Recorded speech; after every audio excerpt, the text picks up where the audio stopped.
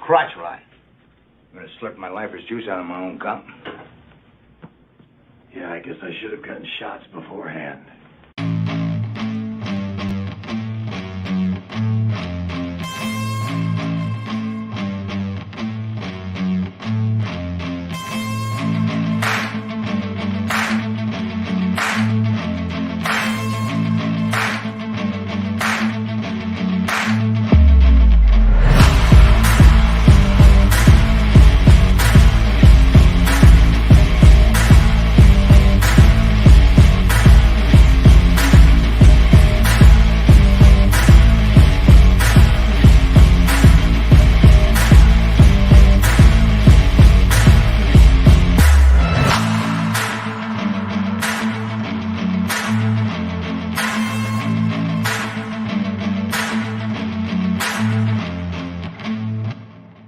Anything else, General?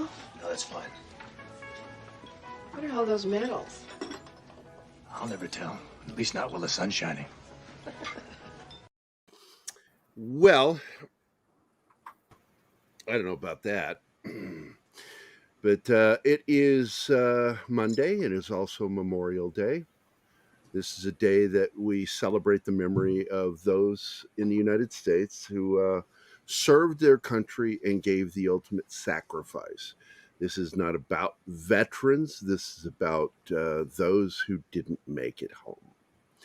And it's okay to say Happy Memorial Day.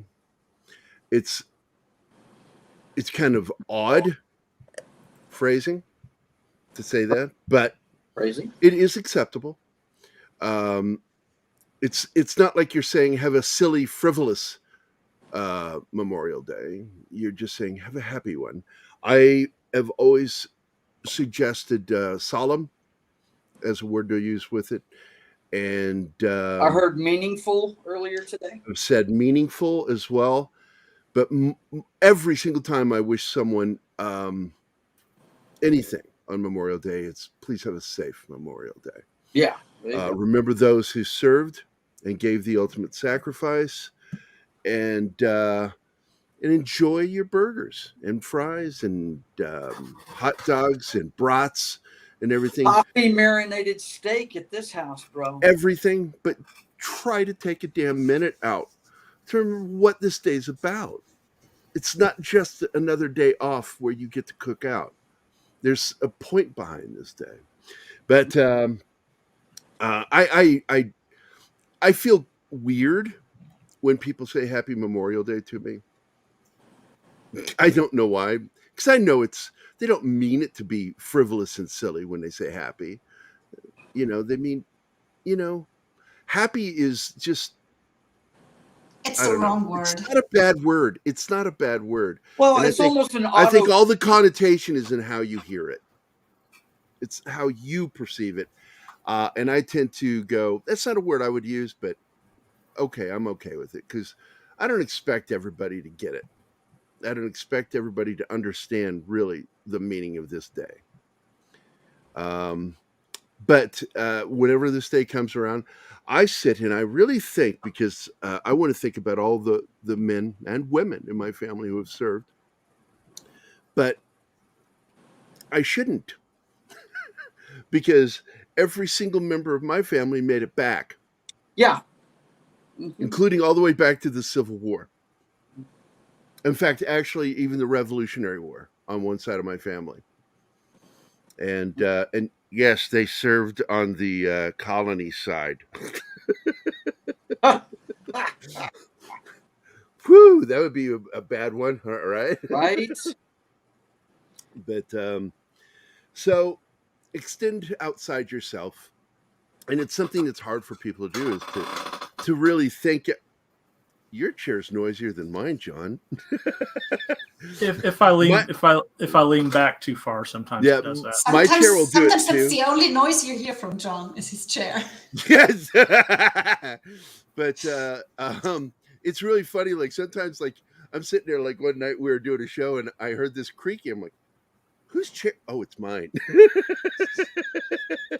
And I joke that it's our chairs complaining against us. Groaning against you. Yeah. Get off of me. Oh, I'm hoping Dawn will Oh. join us. My chair shouldn't complain because I'm almost 100 pounds I know, under the weight limit. dude. I know. And you sent it all over to me. In the last 3 months, I started gaining weight, and it's pissing me off. I was very irritable when I saw the doctor on Friday. And I missed the rest of the show. I hope it was a good show on Friday. I haven't gone back to check out the second half. I think we had fun. Yeah, Keith was there too, right? As I recall. Yes. Yeah. Yes. There was a lot to go over, and I was pissed that I couldn't be there to do it, but I needed to see the doctor, and she could tell I was irritated. I'm like, I need shoes that will help me exercise again, because the shoes I'm wearing right now are actually causing me pain. And I'm having more and more problems with my feet, with the diabetes. diabetes. Yeah. No, not diabetes, the diabetes. Diabetes. Yeah. Hey, It's like, Christian Sugarfoot. Delorme Getting a has been a sugar member foot. for 6 months. hey, Christian, thank you. Thank you. That's wonderful. Christian came on my video game stream with me the other night. We had a ball. It was a lot of fun. Who's all here right now? We got Andy Morrow, Deleted Scenes, Bush McFadden, of course, Christian Delorme. Penny is here. Good morning, Penny. Bush says it's about Biden claiming his son died for his country in Iraq instead of in a hospital USA. I don't know if he still served. I don't know whether he died over there or died over here due to complications. I don't know. I've never looked into that. So that's some dangerous territory to be walking into, Bush, unless you know for sure that he died from something else, not related to combat. But everybody who serves in war eventually dies. And it doesn't mean you memorialize them. This day is about those who died while serving their country in conflict. Even if aren't religious can understand this. My favorite Bible verse has everything to do with today, and it is John 15:13. I've been plastering it all over today. It's and it quotes, "Greater love hath no man than this, that a man lay down his life for his friends." And yeah, that's what today's all about. Yep. Hey, buddy. And anybody who follows me on Twitter knows that I post a crap load of videos that are put out on YouTube by a couple of my favorite guys, former operators that post a lot of historical videos. Because if you want a celebrity, that's somebody to celebrate. Mm-hmm. Are these men and women who have been killed in combat, laying their lives down for their fellow soldiers, grunts. Okay, Bush McFadden is a new member. And Thanks for joining, Bush. The of Bush. course, we have, please let's run the video for Bush before we go any further. Okay. What can I do for this? Okay, this one. Stop that! It's silly. Very silly indeed. There you go. That's one of my favorite interruptions written for Monty Python is he kept interrupting skits. And I love that whole episode. It was great stuff. Monkey Jeebus is here too. Good morning, Monkey. What's up, buddy? And Christian is throwing some stripper money at you. Yes, And I'm I not saw mad, that. Christian. That's okay. Don't get mad, Anima. This is Gerry's I'm stripper fine with money that. inside joke. It's no longer an I would inside be joke, mad brother. if you threw stripper money at me. That would make me mad. Yeah, and but I got to tell you, it's not an inside joke anymore, Christian. Pretty much everybody that watches the show knows the joke now. So the joke is out. We know what's up. And for you, sir, I shall play. I got a fever. Right. And I will play. Hey, here's your free cup of coffee from a lady in Rhode Island. What? Oh.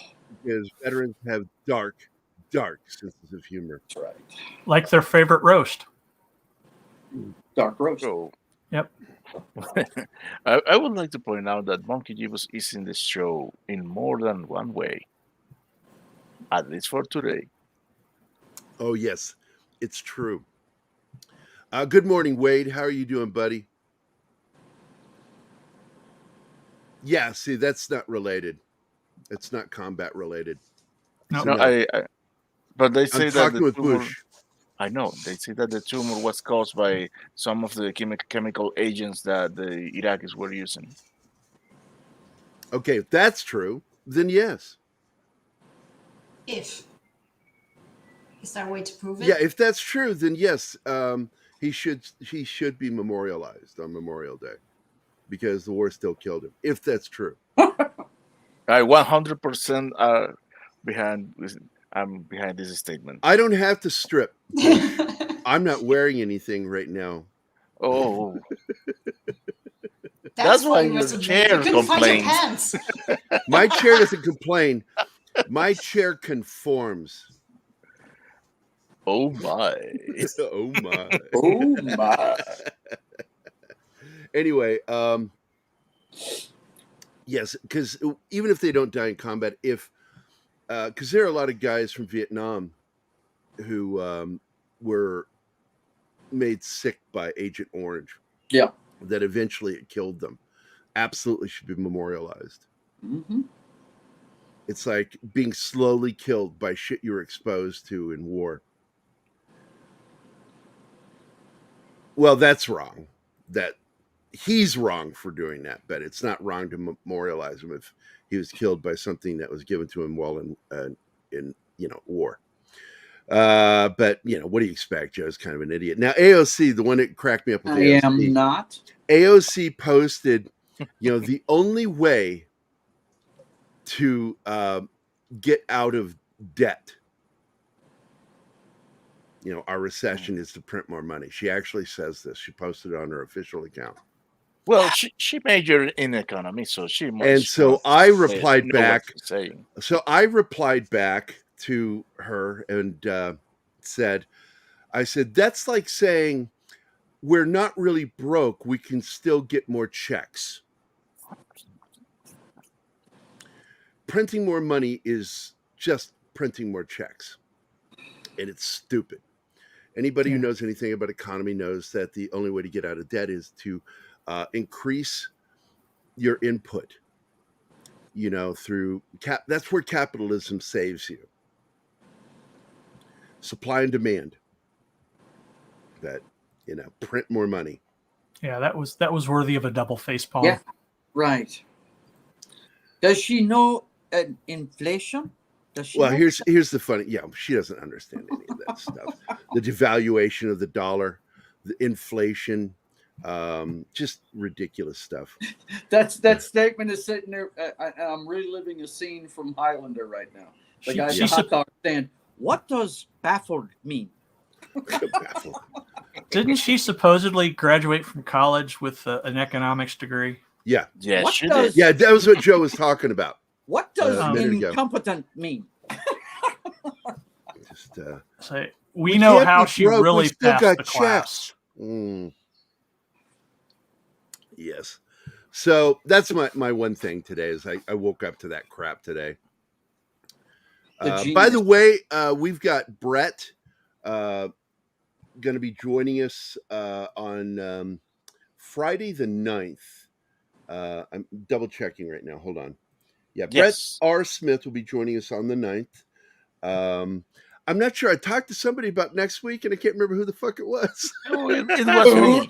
I can't remember who I talked to, and it freaks me out. That's why I need managers to help me. Notes are a good thing. I talk to these people, then I get stuck doing we got to have this, and this needs to be done, and then I'm going, wait, what the fuck did I do earlier today?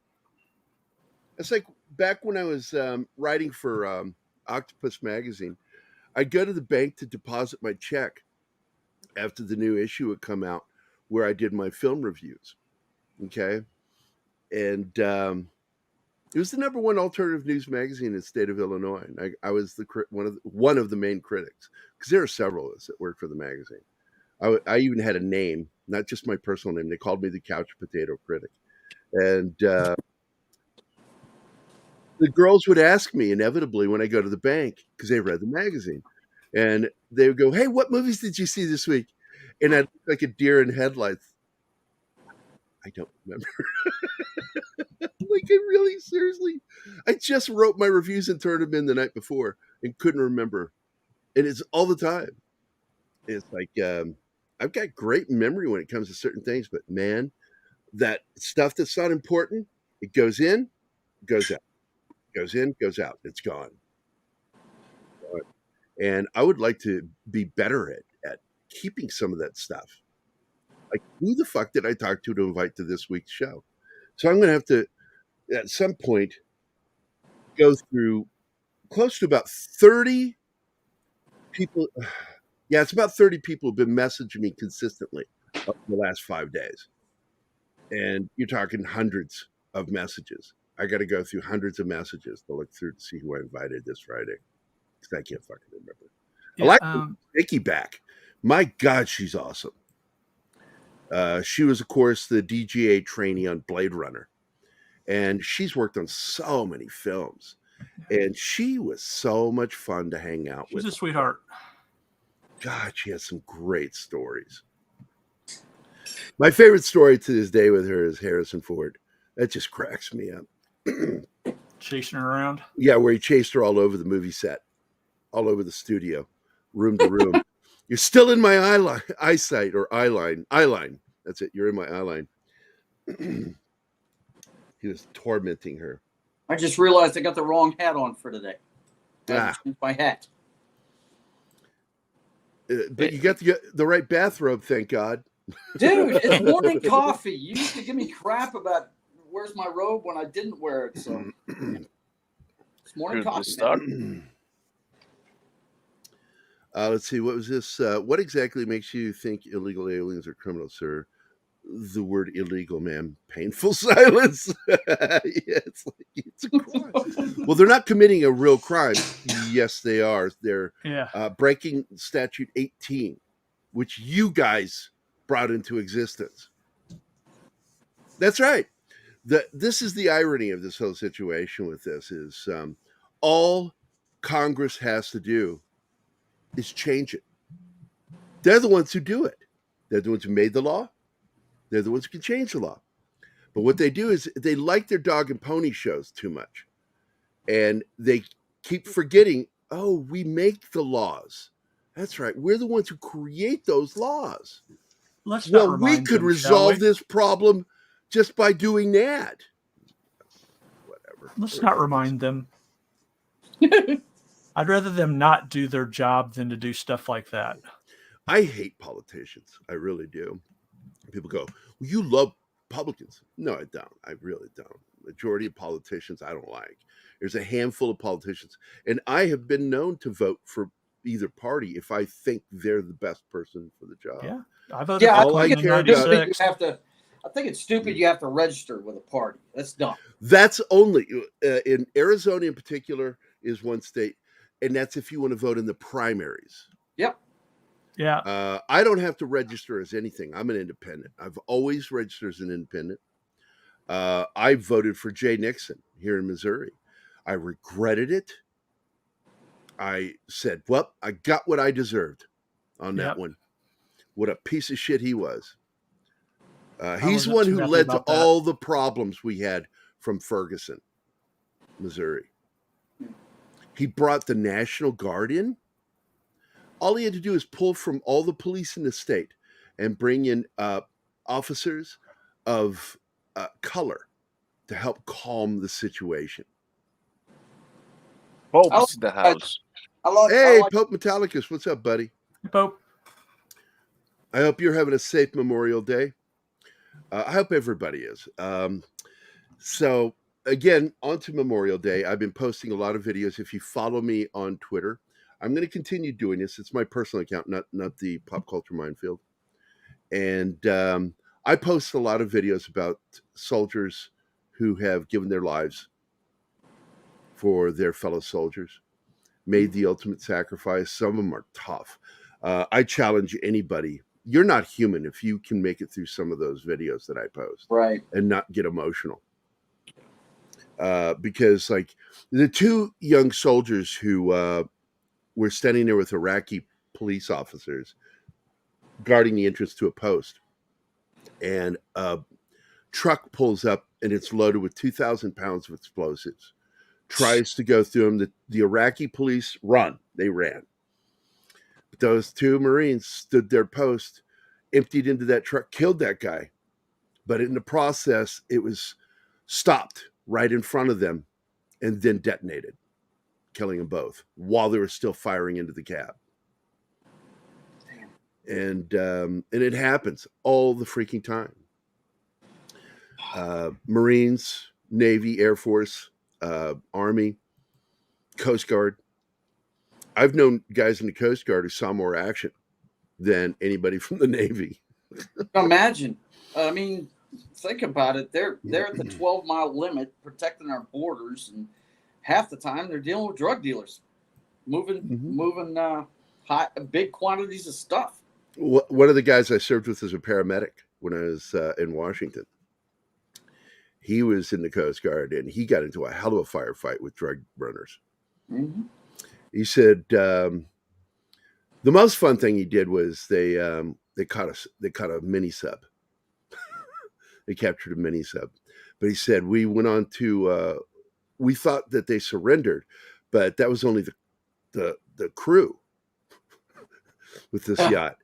The drug runners, they were not surrendering, and they killed all of them. Wow. And two of their guys got wounded in the fight. Mm. It was a nasty I don't know firefight. if you've been watching my below deck comic books. I don't know if you've been watching my comic book streams, but that's the opening scene of The Privateer. No, the Coast Guard taking on drug runners. Yeah, and the Privateer shows up to help them out. Yeah. A lot of people forget about the Coast Guard. A lot of people forget that that's one of the military services. There's 5. now I do tease, by the way, because my ex-wife Zoe's mom was Space Force. She was in Civil Air Patrol, and I remember the day we were still dating, and she told me she was in Civil Air Patrol, and I just sort of stopped what I was doing, and I just stared at her, and she turned and she looked at me and like, what? And I went, is there an uncivil Air Patrol? That's good. Like, she just got so annoyed with me. Right. I'm like, is And that John's really right. a Our thing? Is now 6 services. Yeah, John's mad because he was in the Civil Air Patrol. Right. And I even made up a theme at the time. I had a theme. I came up with Civil Air I'm Patrol. surprised she kept dating you. Look, there's something that's really adorable about me, and it's hard to break up with me. You're Let's telling see. me. My But he's grandfather right. was the There's 6 services now. The Space Force. No, they didn't. During World War II, they would run missions with the U.S. Navy, under the command of the U.S. Navy. Yeah. Because the Coast Guard, whether you realize it or not, are part of the Department of Defense. Oh yeah. They patrol our waters for us. Yep. So, Dragon Ruse is here. Good morning, Dragon.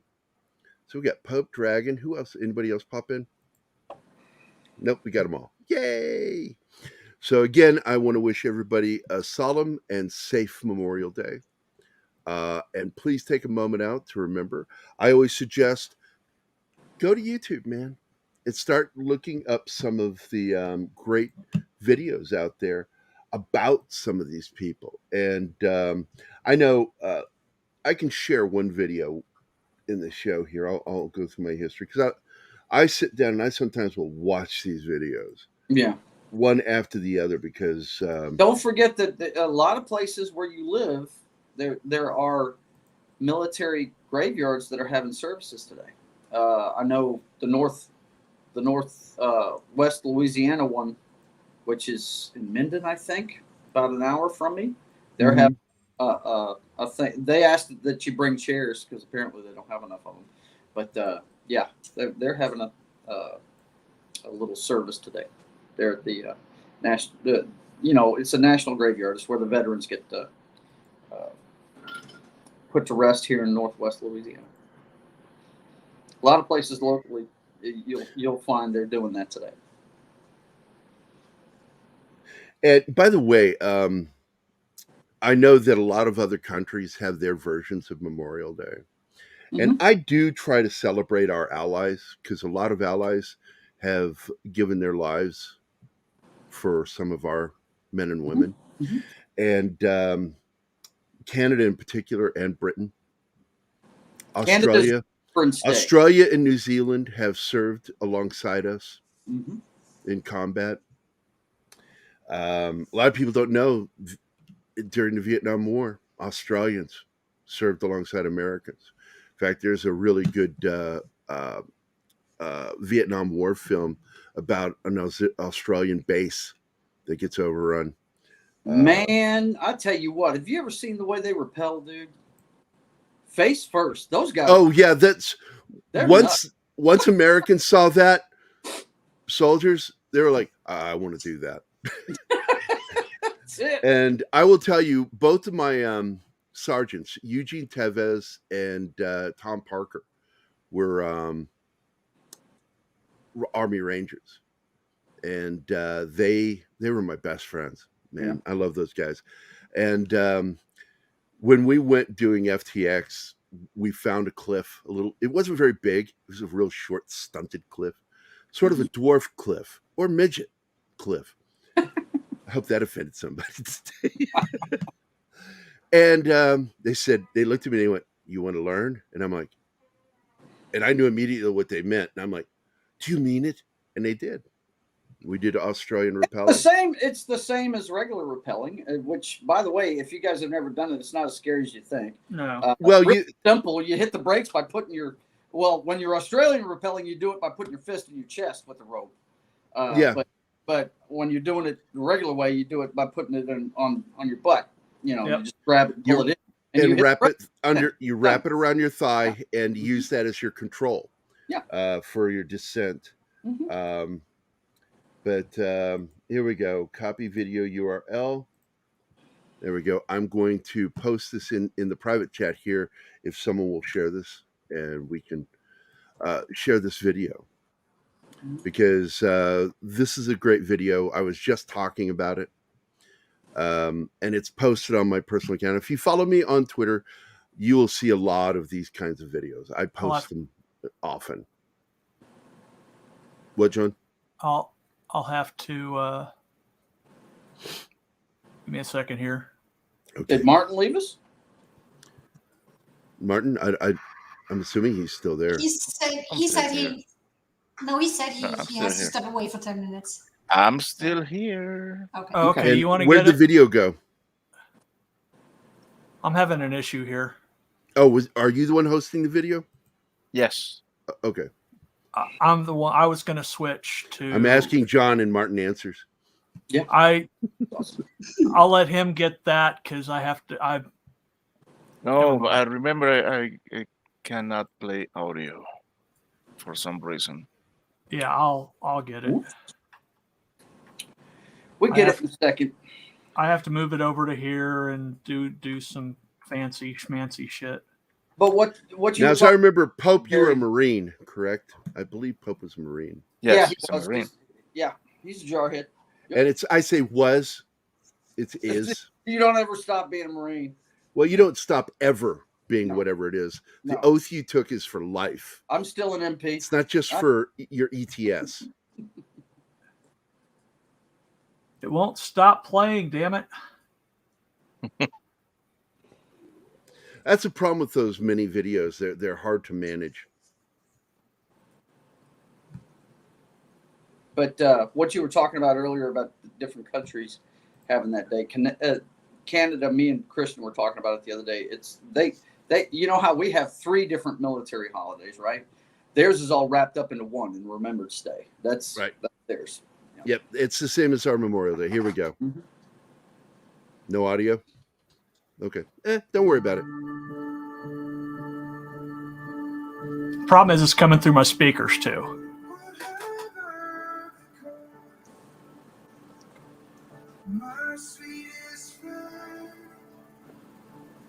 These are those 2 Marines I told you about.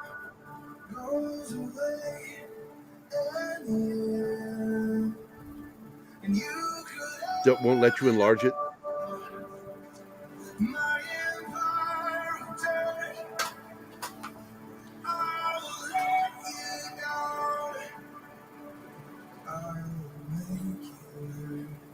Man. And that was it, man. 19 and 21 years old. Yep, one born in 87, the other one born in 88.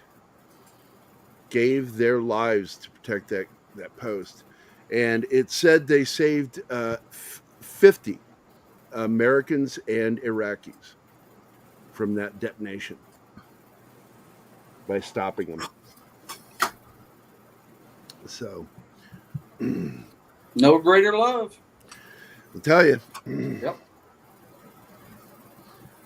So, let's go ahead and get this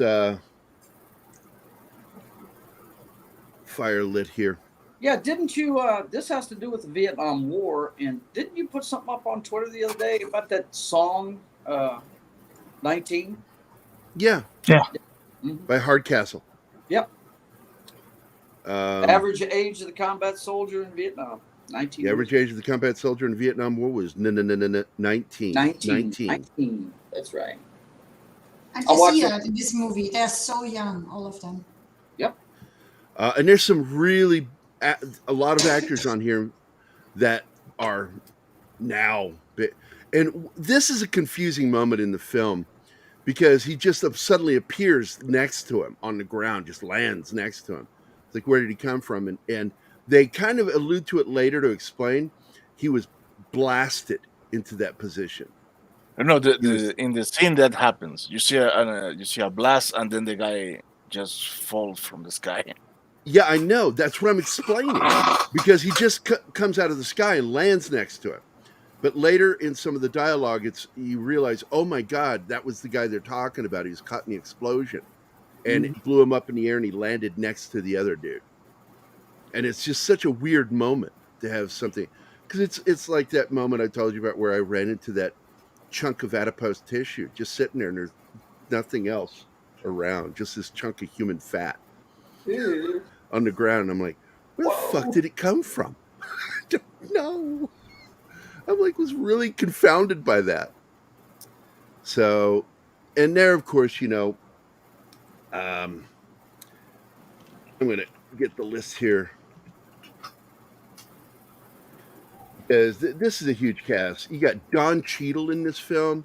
The guy right now, the medic, is Courtney B. Vance. Everybody knows him from the that TV series, cop series.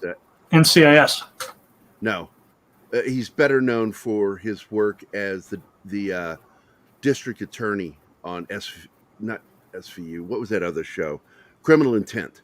I thought he was in NCIS. Well, he left Criminal Intent because he felt his character wasn't advancing in the show. He's getting less and less time, and he went to NCIS. Okay. He was Seaman Johnson, the sonar tech in Red October. Yep. Red October, another great film with him. That's right. You've got a lot of guys in this movie, man. You got, like I said, Don Cheadle is Private Johnny Washington. Dylan McDermott is in this. Wow. Michael Boatman. No, Dale's not in this one. No. And Steven Weber from Wings. Wow. Yes. In fact, this was his first gig. There he is. The guy standing there smoking. He's got a big old country boy accent. That's Steven Weber, man, from Wings. Cool. Also from the failed Stephen King miniseries, The Shining. That nobody liked. Yeah, I loved it. Failed so hard, I didn't even know they had a miniseries called The Shining. Wow. I absolutely failed. I don't care, Martin. I'm glad you liked it. It is not a very well-loved miniseries because it's not very good. There's no scares in it. I think the kid looked weird that plays Danny Lloyd. Boy, that kid looked weird. He has like the weird gerbil cheeks. Weird. That's a weird kid. I think the best part of the film was Rebecca De Mornay. But again, this is where Stanley Kubrick was smarter than Stephen King. He said, if you have a strong woman caught in this situation, you can't fear for her. Yeah, right. She's going to fight back, right? Yeah. Yeah.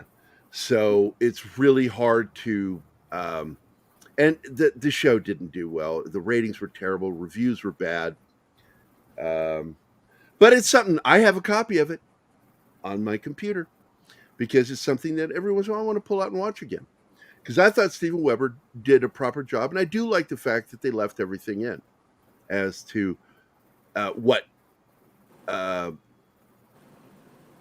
what's his name? The husband. Nicholson played him. I can't think of his name in the book. His first name is John. We know that. John Torrance. That's it. John Torrance. Torrance. He was the one maintaining the furnaces, and that's what killed him in the end.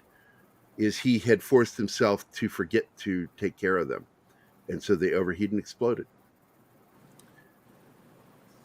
Yeah, I stopped watching it a while back. When Donoso left, I was out. Yeah, I was actually confusing Courtney B. Vance with someone else. So. My wife loves. You're so racist. My wife loves that show. She loves the. Oh God, what is she? The forensic person, the one that's got the emo. Polly Perrette. Yeah, my God, wow. Yeah, Abby. She loves that chick. I liked her until I found out that she had a beef over the rescue dogs, and there's rumors were that she overreacted and that she caused problems on the set. Really? Yeah. Because of the rescue dogs that Mark Harmon had. Now, the first ones that she was saying, okay, Dylan and Weber are best friends in this, and I love their friendship in this film, by the way. Yeah. And they are Screaming Eagles, 101st. See that? 101st Airborne. And the irony of this is they don't do airborne stuff. No. They are a stationary unit that is being pushed eventually into a forward movement in the film, going back to the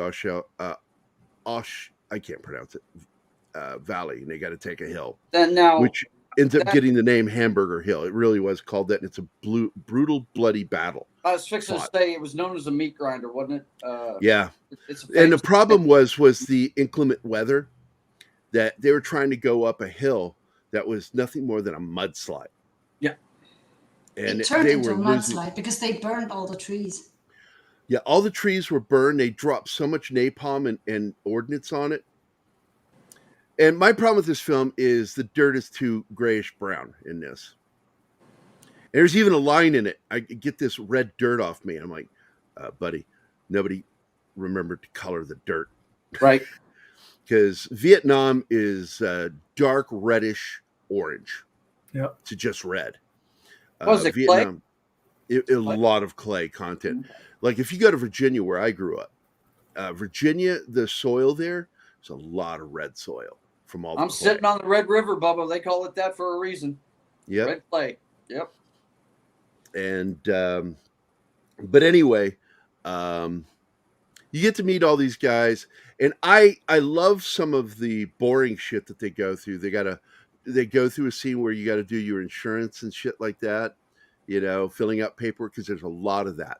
They don't show a lot of that. When you first show up, man, a lot of time doing paperwork when you first arrive.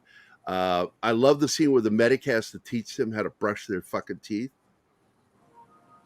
And again, Courtney B. Vance is playing the medic, Doc.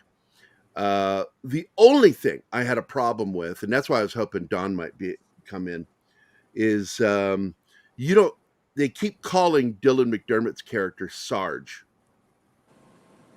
You didn't fucking do that. Yeah, that's stupid. No. You didn't do that.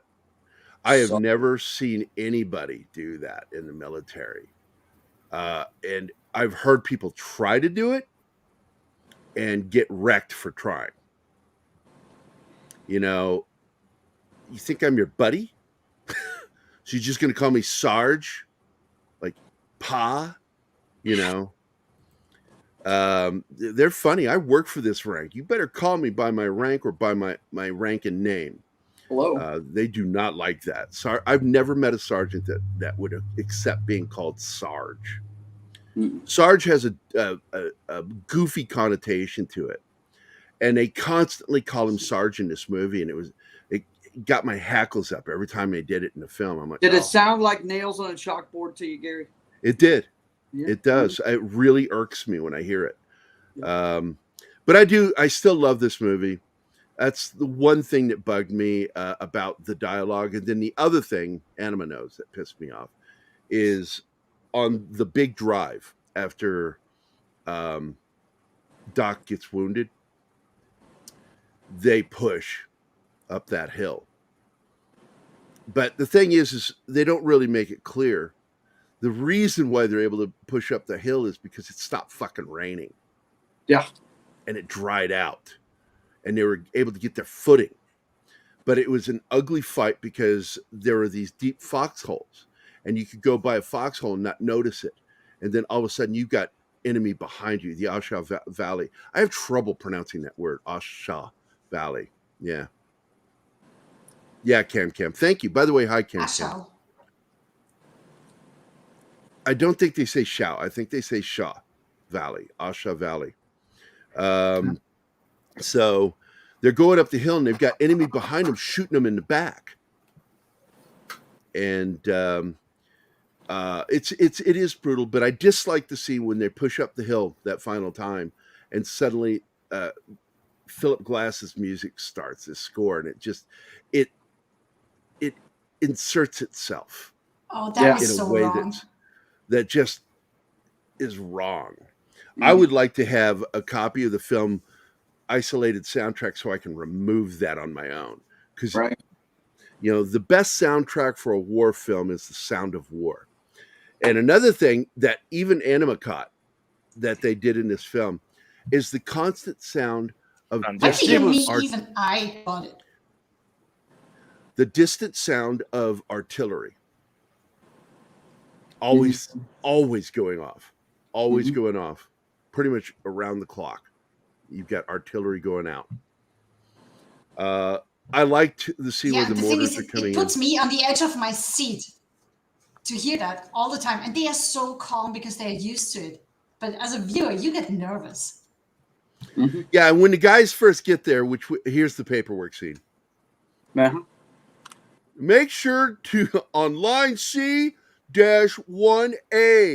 you need to fill that in with, it's so boring. Mm-hmm. But that's military life. And I try to tell people, it's not all exciting at all. It's like, there's a lot of sitting around doing nothing. And Hurry you up want and to wait. do something. Hurry up and wait. Hurry up and wait. And we used to say, because you've heard the saying, a bomb isn't a bomb until it explodes. And I took that and I made my own, which is a soldier's not a soldier until he's doing soldier shit. Yeah. The rest of the time, he's just a lump of clay sitting there, not doing shit. Mm-hmm. And there you go. There's the scene with Doc. I love Courtney B. Vance as his character. They do happen to bring race into it every once in a while, and it's really infuriating. It's the N-word. We both cringed watching it. I don't like the use of the N-word around me. I don't like it at all, and they do use it in the film. Yeah, we both went, oh, dude. I was raised by a man that absolutely fought against racism. My dad. Oh yeah. My dad threw a guy out of the house because of a drawing. No, that's something, Alex, that I've talked about. And by the way, good morning, man. I hope you're doing well, and having a safe and solemn Memorial Day. But when I wrote the screenplay, script, because it was first originally a graphic novel script when I wrote it for City of Fire, The Battle for Mosul on June 24th, 2004. It was a hell of a day. And it's an 8-hour battle. It's called an 8-hour battle for the city of Mosul. That was when those 500-pound car bombs went off inside the city. It was the Tet Offensive of the Iraq War, when the insurgency changed its tactic, and instead of attacking U.S. forces or allied forces, they attacked the people in the city and killed a bunch of Iraqis around a police station that were going to get work. There was a line going around the block to sign up for jobs as police. Civilians. they attacked civilians and they attacked a hospital. They set off a 500-pound car bomb right in front of one of the hospitals. And then the insurgents took a mosque and right across the street, the police station. They took control of it. And everybody was put into lockdown in Iraq. Nobody left the fob. Nobody went across the wire except for one. And that was the 72nd Stryker Brigade with 2nd Infantry Division. And they went out together and took back Mosul. Here's your toothbrush. In fact, yeah, this is great. Oh, and I love it when he gets mad at the one dude for spitting. Yeah, Did I tell you to spit? I had a hard time believing that people reach adulthood without knowing how to take care of themselves. That's just. But this is it. You know, I've told people. I actually explained dingleberries to Anima, and it freaked her out. And I'm like, yeah, I was a medic, and part of my job was I did not need to know that. Part of my job was to take care of my guys and make sure that they were taking proper hygiene. I checked their feet. I checked their genitals. I checked their asses to make sure they were washing. And dingleberries, for those of you who don't know, are little balls of shit that get caught on the hairs of your ass. And if you don't wipe and wash proper, you get them. And I even smoked a guy for it once because I had already lectured him once. As you should. Yes. Yeah, I took him out and I dropped him. I said, "You're going to do push-ups. I'll be back. You better still be doing them. I'm going to peek out the window. You better still be doing push-ups." He said, "I'm going to break you with this fucking habit of not washing your ass." Yikes. And it exists. You get these lazy motherfuckers that they don't care or something, and you got to make them. You got to make them give a shit. That's just clean rifle. Although at the same time, I had these other guys. I had a guy really do this to me. I'm sitting on my fucking bunk. Day is over, and he knocks on the door. I said, "Yes, I'm going to say this word, and you're going to laugh." I said, "Come." Right. Well, that's what you say. It's what you say. Yeah. And they came in, and he goes, "Hey, yo, Kissel, man." And I went, "What?" And I turned, and his fucking dick was in my face. Oh, my. And I went back on my bunk, and I went, "How dare you draw that on me, man? Put that thing away." He goes, "Oh, man, don't joke, man. Is that right?" It's fucking chafing. Jesus Christ. We all get it. Just wash it, dry it, and fucking maybe put a sock over it in your underwear. Jesus Christ, man. Don't put that in my face ever again. Right? What the hell? Thanks for the visual, you freak. Literally. Look, being a medic, man, I tell people all the time, it's not a fancy job. It's a job I chose that I wanted more than anything. I wanted to be a medic. That's it. That's all I wanted. Mm-hmm. I had the option because my ASVABs, my battery exams are so high, my scores. I could have been even a helicopter pilot. I could have. That's how I got the MP Corps, ASVABs. Yep. I could have been, I could have gone into the air. I didn't. My score wasn't high enough for like jet, but I had a high enough score for helicopter. But in that, what it does is it opens you up to take the next test, because then you got to take another battery test for that specific MOS. And yep. But I didn't want that. All I wanted was be a medic. And I remember that female recruiter looking at me going, "All you need to be a medic is 65." And I said, "Oh, then I'm good."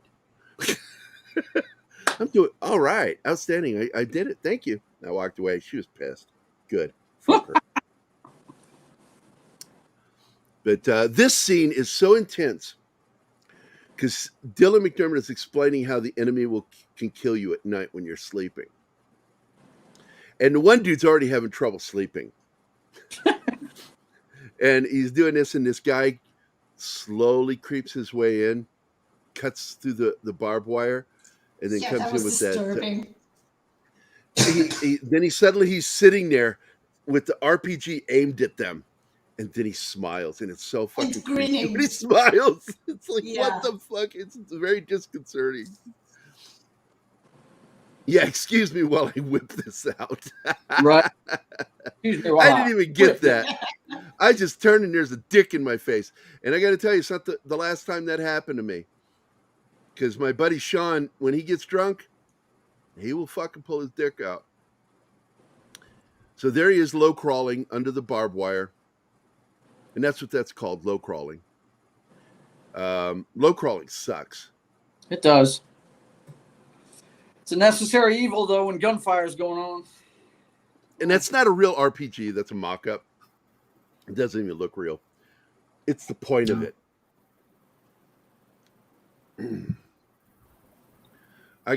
Wait a sec. The draft ruined my chance of being a brain surgeon. I love that line. And Dylan's a great character in this. Mm-hmm. And these are not based on the real guys. Each of these characters are an amalgamation. There he is. And then he fucking smiles. And close up, look at that fucking smile as he's looking at him with that fake RPG. That is so fucking creepy. It's so disturbing. I will kill you. Gotcha. He's like, what is it? The puppet, the dummy guy, Jeff Durham. And kill you. Kill you. Kill you. God, Dylan McDermott's got the best fucking hair. Jeff Dunham, yeah. Silence. I love this. This scene is this guy's like, he can't get rid of this fucking officer's quarters, mobile officer's quarters, command center.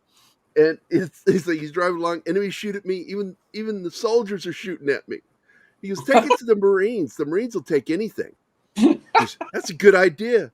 Because nobody got fucked over more than the Marine Corps when it came to gear. And if they got a shot at something, they will fucking take it. Mm-hmm. So absolutely. I like this little scene. It's like an out of nowhere moment in the story. Because a lot of shit just happens in the military. It's there and it's gone. And you're like, did this just happen?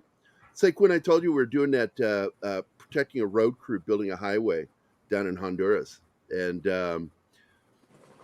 all of a sudden this fucking guy just walks out of a jungle with a little Indian dude.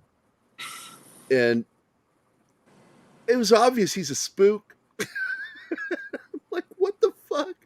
And if you don't know what a spook is, it's a CIA. Yep.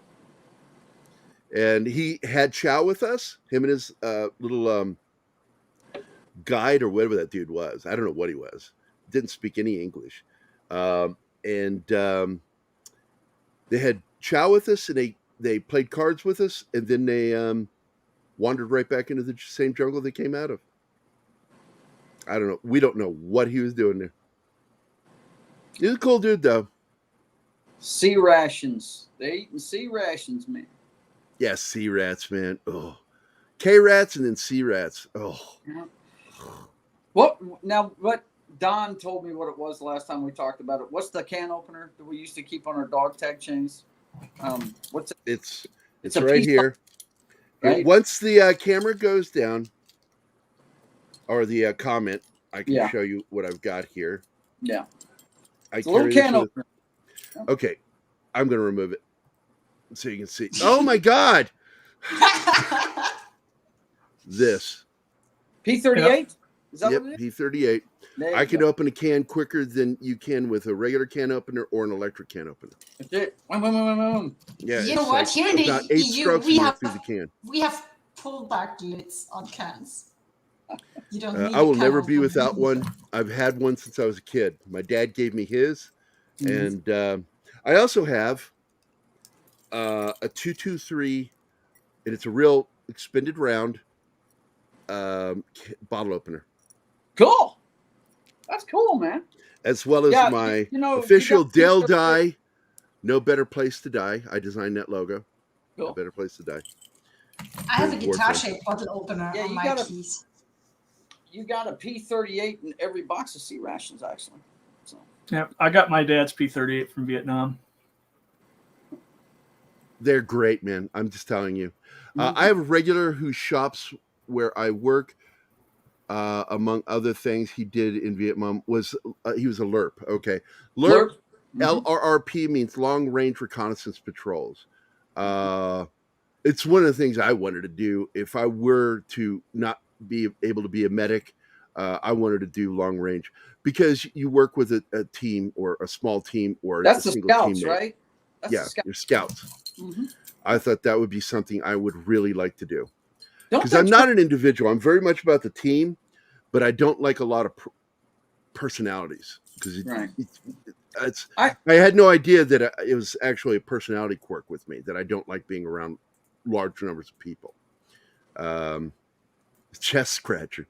Did you keep it on your dog tags, Gerry? P38? Hell yeah. Yeah. And we also, and they talk about it in this film, because there's a moment at the river when the one dude gets killed, he gets his head blown off, and he goes, "Who is it?" And Doc is like, "I have no fucking..."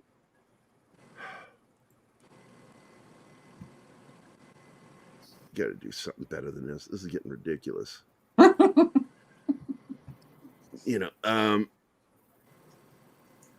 So He can't identify him because the head is gone and the dog tags. yeah, I'm getting frustrated because we keep getting covered up by the chat. I'm trying to move us up so we're up higher. Have you played with the layouts on this thing, man? Not to get into production stuff, but There we go. yeah, you go. But basically we were told to keep one dog tag on the chain and put one in the laces of one of our boots. We're going to lose the subtitles. I'm trying to find a way to keep us on camera. So well, there's no subtitles going on right now. Okay, now there's subtitles. There we go. Okay. There we go.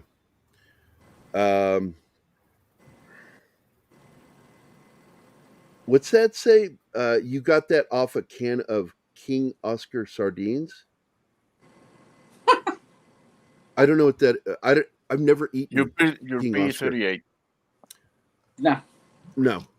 I got a box of sea rats, or he got it from his dad, or something. I bought this one from the PX Mm-hmm. in the Army, but the one I had before that, I wish I still had it, was my dad's, and I've sworn by him since I was a kid. Man, I could go through a can. Whoop, whoop, whoop, whoop, whoop, whoop. It's open. It's fucking open. But FKHC 2005. I'm not sure what you're referring to with the King Oscar. I've never eaten those. When I buy sardines, I get the Seacliff ones, I think they're called, with the, I like the one in hot sauce, and I like the one in mustard. Those are the two I would eat as a kid. And when I was in the Army, I would take sardines and what was the other one I would take? Vienna sausages.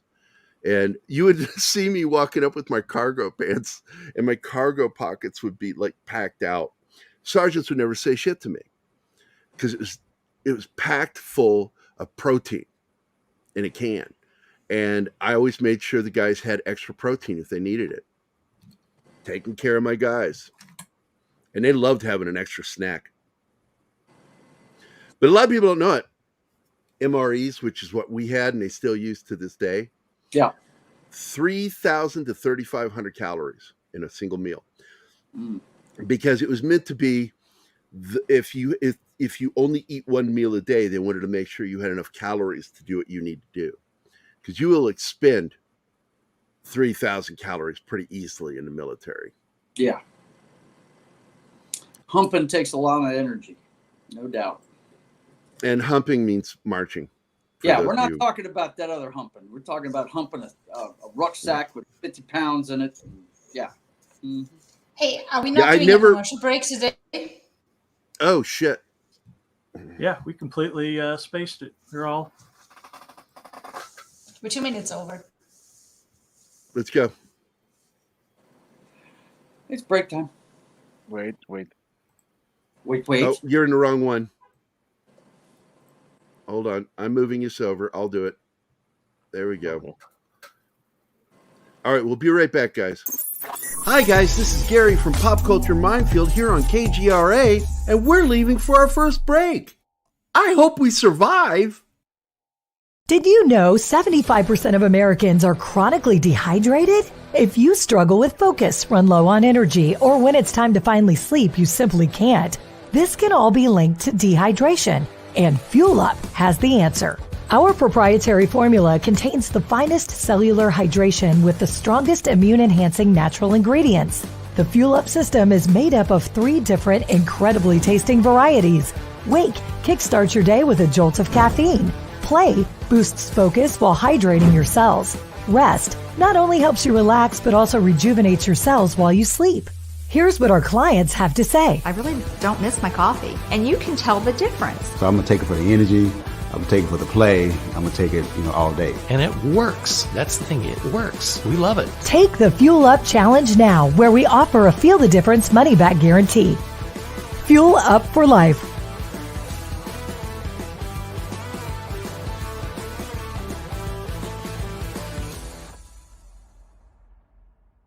Hey members, the new KGRA DB app is now available on iOS and Android devices.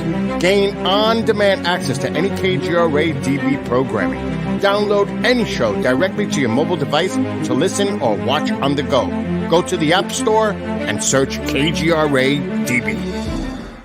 Oh wow, we survived. Welcome back to the commercial break.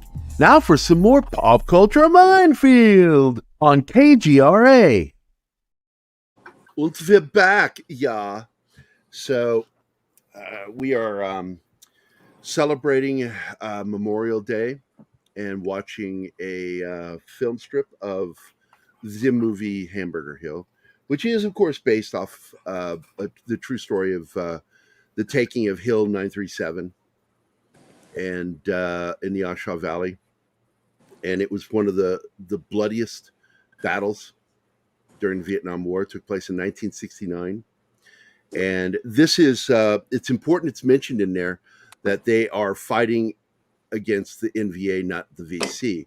Because at this point, after the Tet Offensive in 68, we had pretty much killed all the VC. It was, because again, if you're sitting with a lefty, they'll tell you how we lost the war in 68. It's like, no, we killed a majority of the enemy in 68 during the Tet Offensive. We completely decimated them. They screwed up and made a mistake with us, launching in 2 days instead of 1 day, because they weren't able to communicate. And so one large portion of it launched a day early, and they were slaughtered out in the battlefield. And then the stuff that happened in Hue City and all that, and at the American Embassy, shit happened, and then we repelled them, and we killed a majority of them. And at that point, the Viet Cong were completely broken. They were demoralized, and they kind of went home to lick their wounds, those that survived. And at that point forward, and a lot of people don't know that there is a difference when you use gook, when you hear veterans that fought in the Vietnam War, when they talk about it, gooks and dinks. Dinks refer to the NVA, and gooks refer to the Viet Cong. They call them Charlie. They're disparaging names, but they're part of history. Yep. And that's just the reality of war. And there's a lot of things. Like, I didn't like the name given to Somalians. They call them skinnies. And I never liked that. I would never say it. Pop culture. I saw years ago a car license plate that had Hill 937 as a number. There you go. Mm-hmm. There you go. That's someone who served on that hill. Yeah. Screaming Eagles, man. Airborne Rangers kept on the ground. Demonetized. Yeah, the Vietnam War was won by the American soldiers. All the battles were won, but the politicians lost the war. Yeah, and by the way, for YouTube monitors, everything that we talk about due to education and historical reference. When I'm talking about stuff from the past, the racism and stuff like that, it's always about that because it was a reality. Yep. And my brother Stephen was horrified. His first day in Vietnam, he went to the E Club, and there was racial tensions, and some brothers threw grenades into the open E Club because all it was just a bamboo fence a bamboo and wire fence, and they had a bar and some tables, and Frags got thrown into the E Club by friendlies. Not so friendlies. Not so friendly. And it scared the shit out of him. You know, it makes you wonder, like, who can you trust? Even your own guys. That kind of paranoia can get to you. And he talked about not being able to sleep for a while, and that's why it's funny when you see the scenes at the their fire base, that they're like, wow, dude, wow, I can't sleep, man, I can't sleep.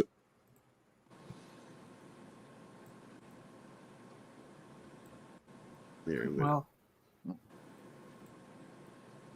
I think the draft alone had a lot to do with that. That's discussed in here, is that a lot of these guys were already experiencing the negativity at home. And we can always thank Walter Cronkite and Dan Rather and other lefties like that were trying to demoralize us at home. Demoralize. Did you know that's a crime? Yep. Demoralize? Giving aid and comfort to the enemy. That's right. But nobody ever got called for that in the United States. And it happened all the time. Hanoi Jane should have been tried. Yeah. Well, my dad came home after Tet, and that's when he rotated out. Was after Tet, and but he didn't serve during this time. He was already back home and met my mom. And wait, when was Hamburger Hill? Was that 71? No, 1969. Was it 69? Okay, yeah. I wasn't here yet. Well, I was in the process of being. And by the way, we just witnessed, this is the scene, I think, where Private Mac gets wiped out. And it leads to Doc again breaking a little bit. Like every single time somebody dies, he breaks a little bit. His character is just kind of broken. And yeah, the half-empty canteen.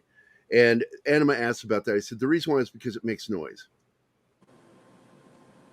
You either keep it empty or you keep it full. Don't let it be half full, because it makes noise and gives your position away. Yeah. That's interesting, Mighty Orbots. I would not be surprised if that was the case. Yeah, I know a lot of veterans, we don't like her at all. You betray one of us, you betray all of us. That's how we look at it. Yeah.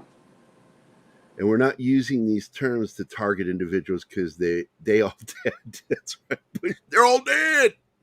Well, there's two people I don't like because of my dad. And one of them's Jane Fonda, and the other one was John McCain. Yeah, I'm not a big fan of John McCain. And in fact, because you brought this up earlier, Joe, in Arizona, if you want to vote in the primaries, you have to register as that party. Yep. And it's the only time in my life I ever registered as a Republican so I could vote John McCain out. Right. Yeah. Because I despised him so much. God, Courtney is so good in this movie, man.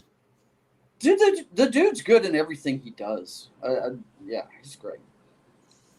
His intensity in this scene in particular. Because he's losing it.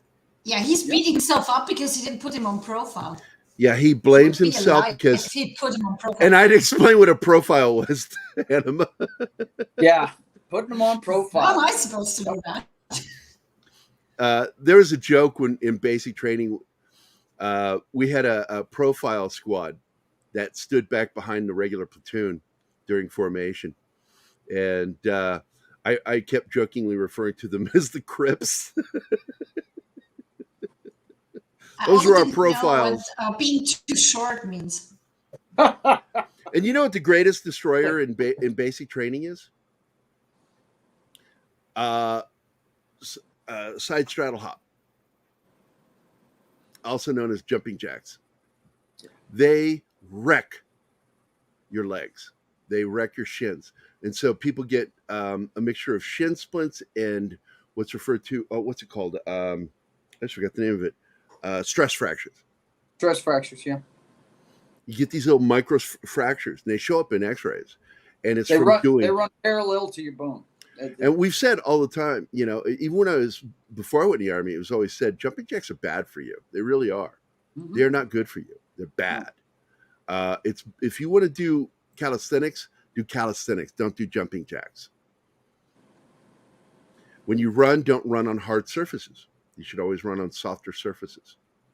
That's like our high school track was covered in what it looked like cinder, but it was actually little black needles of rubber, little tiny needles of rubber.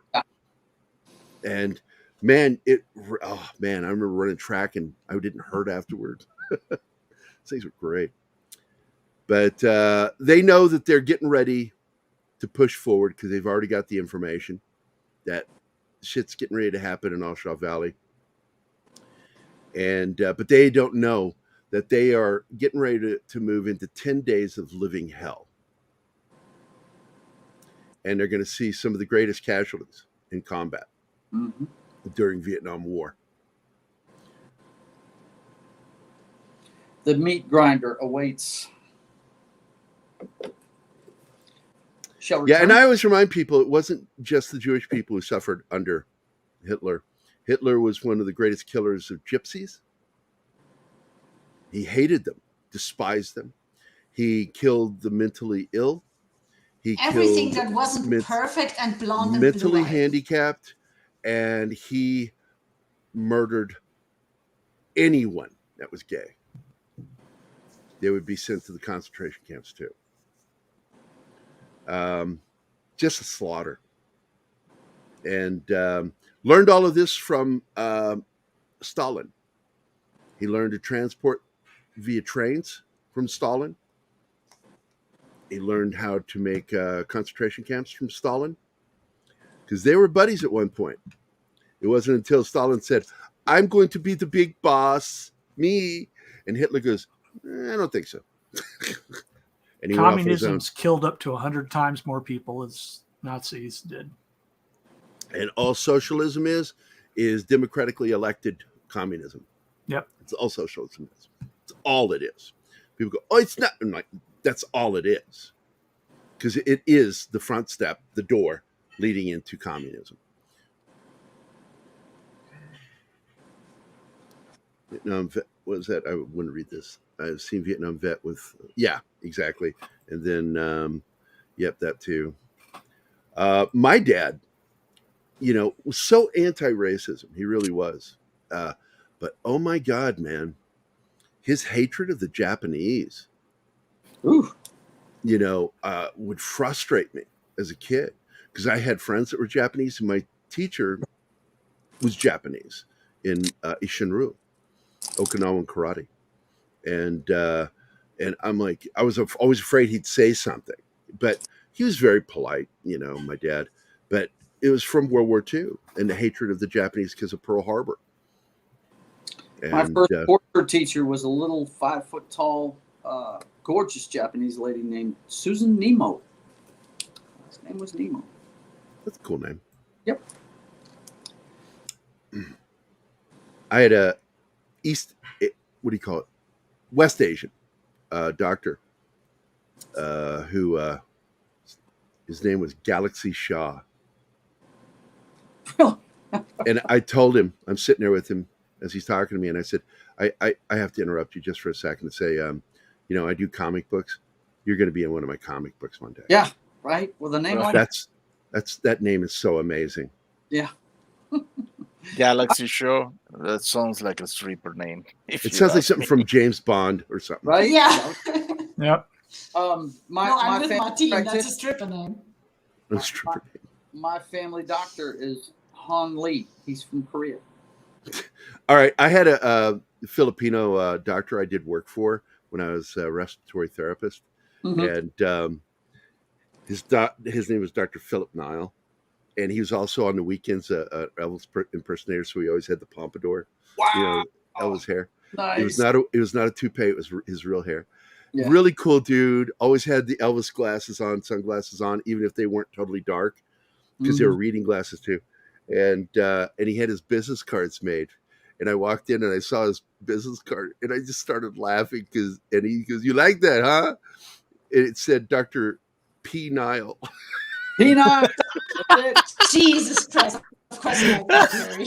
P. Nile. Instead of Dr. Philip Nile, it said Dr. P. Nile. Oh my God. Nice. He had a great sense of humor. I loved it. But I will tell you that another thing I like about this film is they have such a great buildup of characters. And what's really funny is even the most annoying characters, I can't say they're unbelievable because I've met guys like that in the military, and I'm like, oh my God, you're gonna fucking die if we go to right. You're gonna be. And I even met one guy. I said, if we go out, if we get shipped out, like they were threatening to ship us out right out of AIT. I said, I swear to God, man, I love you, dude. I will shoot you right in the foot because you're gonna get somebody killed. It'll be an accident, and I'll go, oh man, damn, dude, sorry. Go home. My mom was helping a neighbor find a hip replacement doctor, Dr. Richard Johnson, Dick Johnson. Yeah, I am not making this up. I'll send you a screenshot. No, I don't doubt it for a second. That's true. Mighty Orbots, of course, if we didn't greet you, I know you're here and we read your comment, but I don't know if I said hi to you. And of course, our good friend Scribe Light is here, Alex Moore. And I already said hello to Cam's Crash Courses. But I will tell you this. My one problem with this, even in country, God damn, they got some long hair. Mm-hmm. Yep. Like Dylan's hair is like perfect hair. He's got the most perfect hair, but it's like guys still were getting a haircut even in country. Look, man, just because of the heat, they wouldn't have hair like that. They didn't want to because it's fucking hot. Yeah. Hot and humid. It's like that weatherman from Family Guy. Tell us, Willie, what's the weather like? Hot. How hot? Really hot, followed by more hot, and then rain.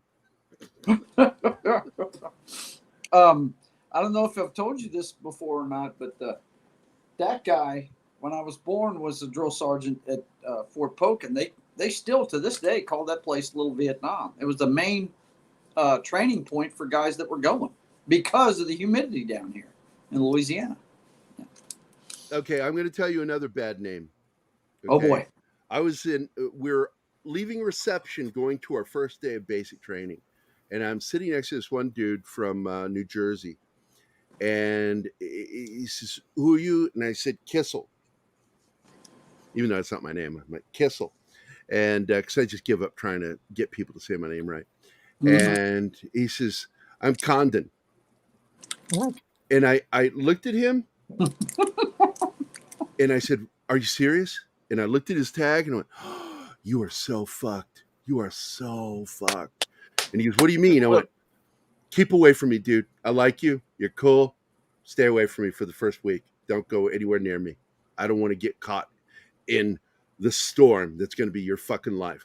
And right as we're getting off the truck, I jumped off that fucking truck. They're yelling at you, the shark frenzy. Mm-hmm. Get off my truck. Get off my truck. They're yelling at you. I jumped the fuck off that truck. I didn't care if I fell on my face. I jumped off that fucking truck.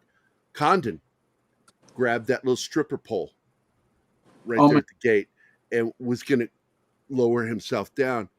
And Drill Sergeant Drill Sergeant Kitty, as we called him, and he had big man boobs because he worked out. And he was on him like stink on shit and called him prophylactic. But I swear to God, man, I said, dude, you've got the wrong fucking name. I saw that one coming. And so he called him prophylactic and then kept referring to him during the entire fucking day as his girlfriend. Drill Sergeant goes, where's my girlfriend? Here's the sergeant. She's going to marry me one day. I'm serious. He was fucking doing that shit. Man, that's wrong. M60, man.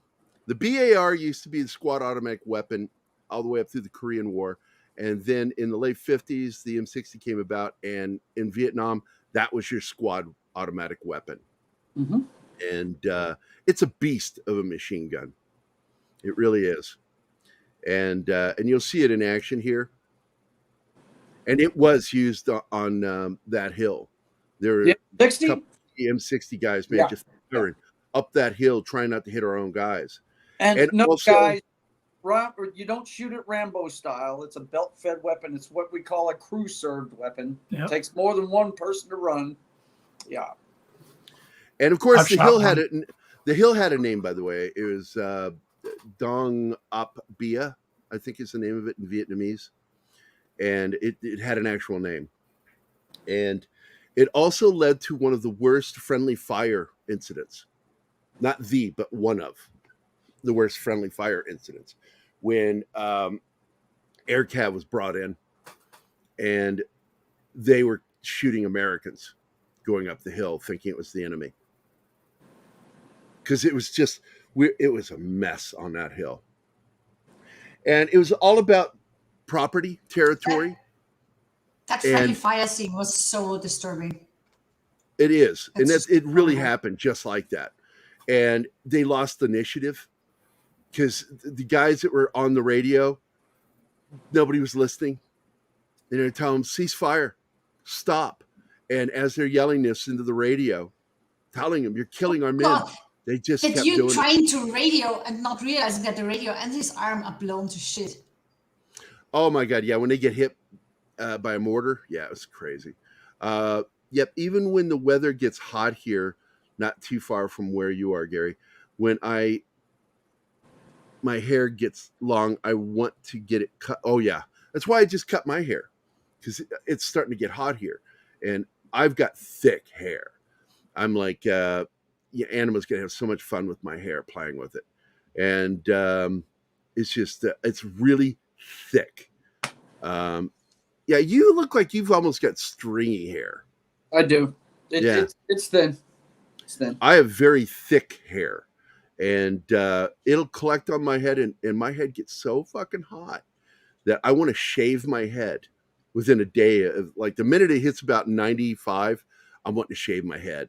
Yeah, believe me, I want to cut my hair all the time, but I keep it this Glad way you kept it, Gerry. So that I can cosplay my character, you know. Yeah. Oh wait, I missed this one. My mom was helping a neighbor find this one. Yeah, Dick Johnson. No, this one is the one you're my niece's looking other grandmother. Whoa! What happened to the movie? We lost that. Oh, John's gone. Poof! And just like that, John was gone. And just like that, John was scrambling to get back.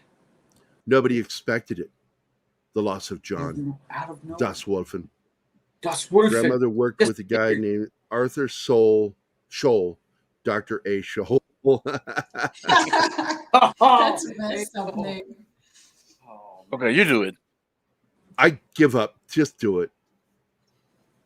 Because I see him pop in and nobody adds him, so I'm like, okay, I'll add him. And then you write immediately. Hi, Don. Because I actually wait. I hesitate. Good morning. Don. Good morning, Vietnam. And by the way, they had a recording of the real, I just forgot his name. Adrian Cronauer. Adrian Cronauer. And you hear it in one of the scenes when at the fire base. You hear, good morning, Vietnam. It was an actual reel-to-reel recording they had of him. They played during the movie. Wow. How cool. I thought that was neat that was thrown in there. And this, of course, almost 10 years before Robin Williams played Cronauer. And that's a bullshit movie. It's a bullshit movie, but I still enjoy it. But it's a bullshit movie. What do you call 3 up and 3 down? End of an ending? End of an ending? I know I watched it, but I can't remember anything. Oh, it's such a bullshit. The whole romance aspect of it. And hey, I'm bringing it up. And that's always wrong. need some refreshing. Yeah, we lost Das Wolfen, Don. I need to know where it's at. We lost John and Treasure. You're at. No, I think you're fine. Let's just go fine from here. right there. Yeah. That right there. There it is. Right there is good. Here's another complaint I have about the film is they keep showing the F-4 Phantoms coming in with clearly napalm on their wings, but nothing drops But they don't off the drop it. planes. Yeah. It's like all of a sudden they fly over and there's an explosion. It's like at least Platoon like took some effort, and other films show shit dropped. Yeah. You know, it's kind of ridiculous, but they do show, Don, that the scene where the Hueys come in, air cav, and they don't know who the friendlies and who the enemy are, and they open up and start killing Americans on the Well, that hill. actually happened. Yes, it did.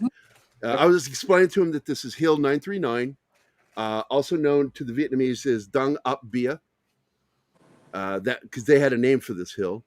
And the biggest problem, because it's monsoon season, and so they're trying to go up a fucking mudslide, and they couldn't get any traction.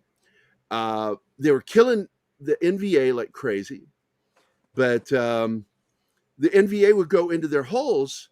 Every time they drop ordnance on them, they just hide, and they'd come back out after the fire was done. Here's the scene of the friendly fire. Oh, this scene is crazy. This is so intense. And the guy's on the radio, cease fire, cease fire. Nobody's listening. There's too much chaos. And he's up there with that M60 just opening up on him. And it's 10 days of hell. War's And not it's- pretty, boys. And it's one of the bloodiest battles during the Vietnam War. Not the, but one of the most. And he's bloodiest back. battles. Sorry, I There he lost. is. Other complaint I had about it, Don, and you know this better than anybody, the soil's not red. They've got brown. And it's not dusty either. Yeah. It's just Red and it's is funny dusty because there's a lot. mud. Oh, that's where their machine gunner gets killed. He was a great character. He's the one that was meditating at the riverside earlier. And there he is. He's the platoon leader. And he's been dealing with the radio, and nothing's going right. Everything's going wrong.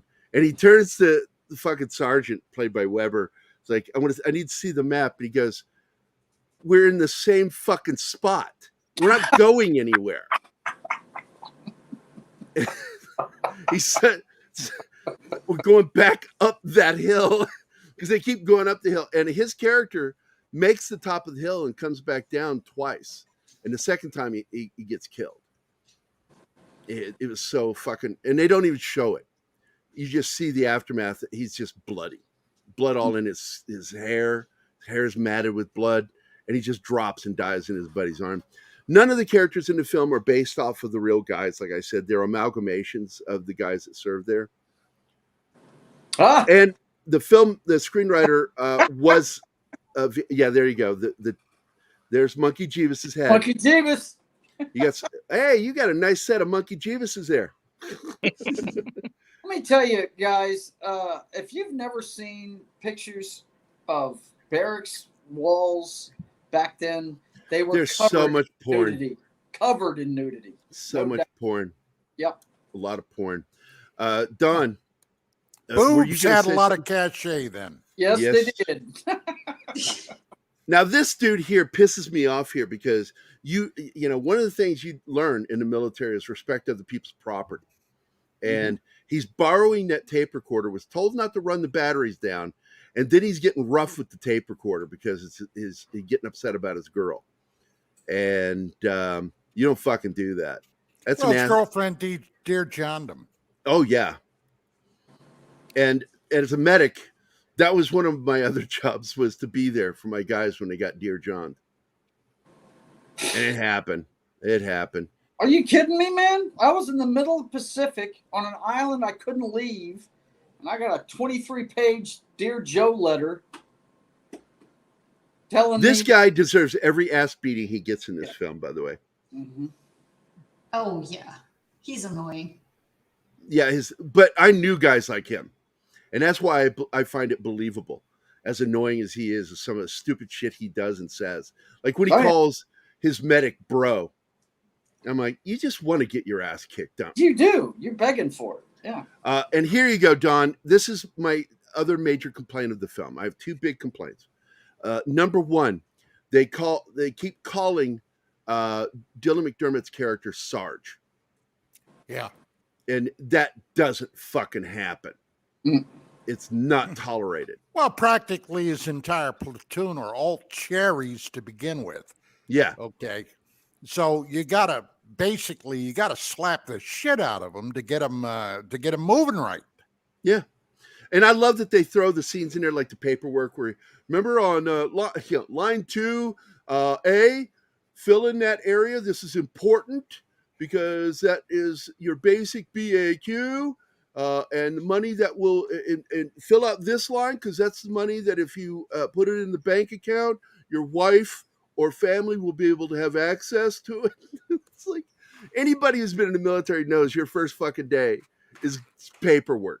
That's it. That's all it is. And then there's a scene, and Animo is really blown away by that. It's like, yeah, medics, man.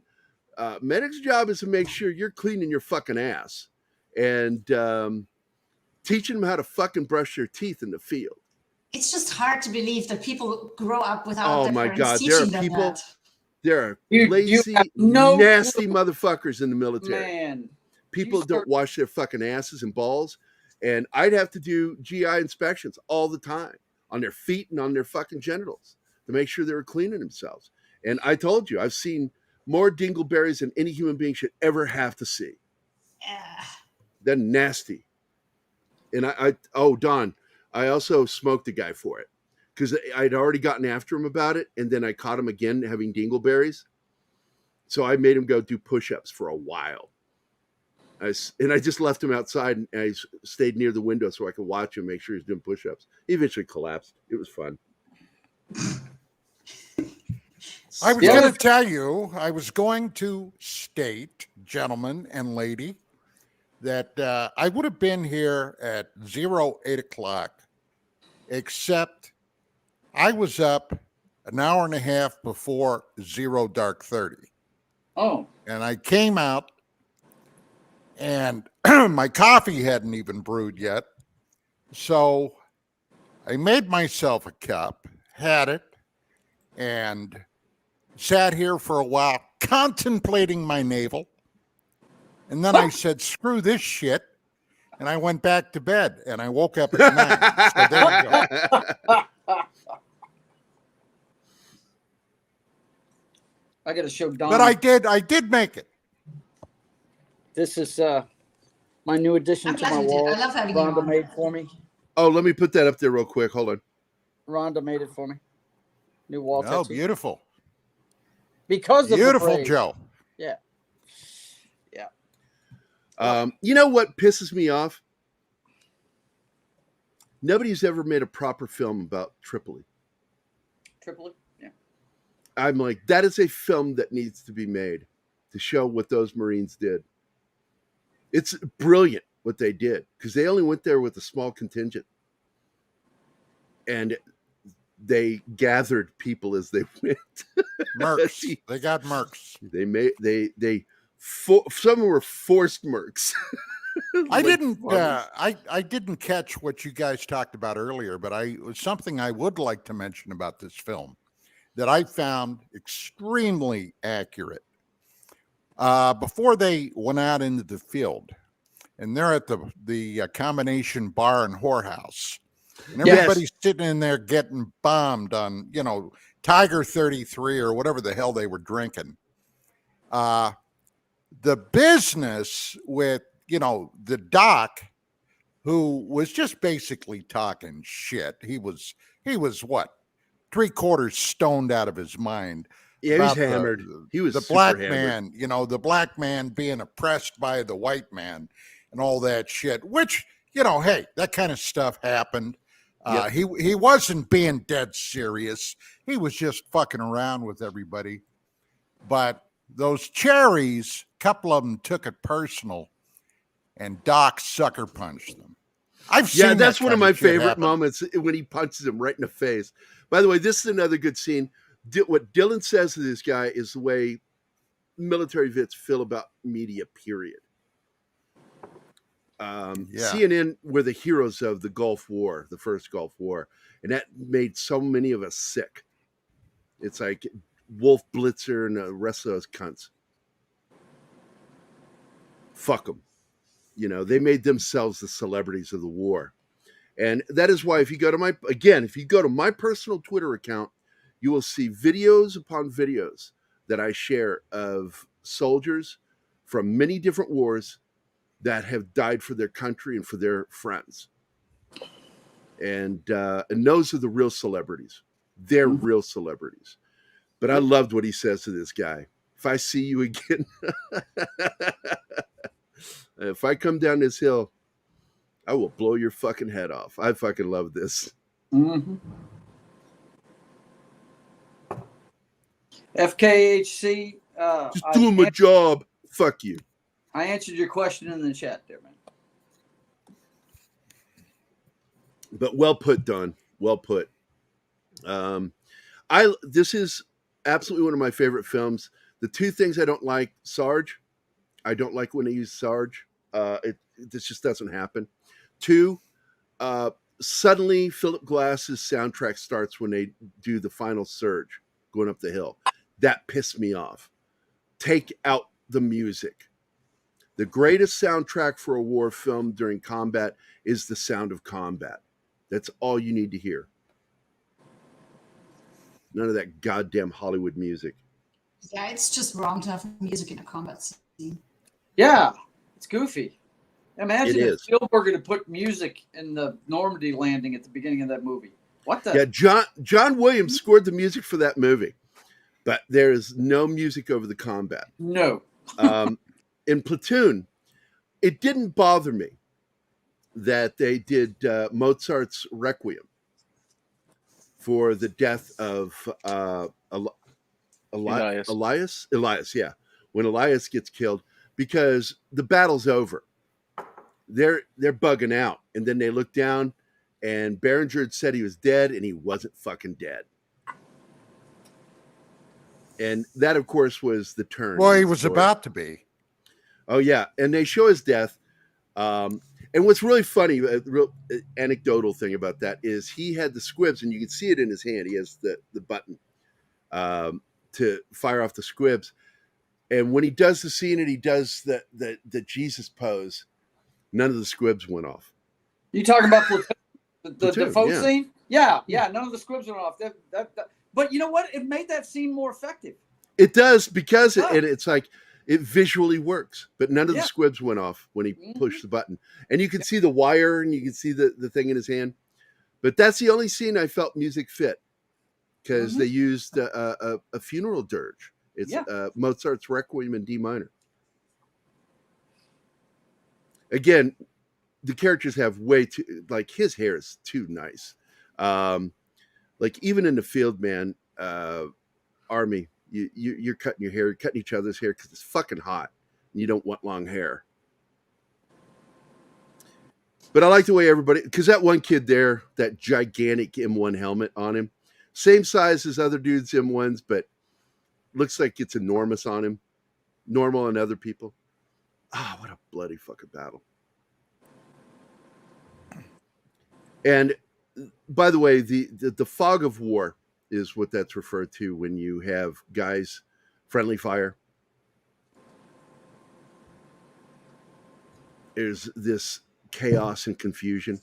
Yeah, this is when Doc gets hit in the gut. Yeah.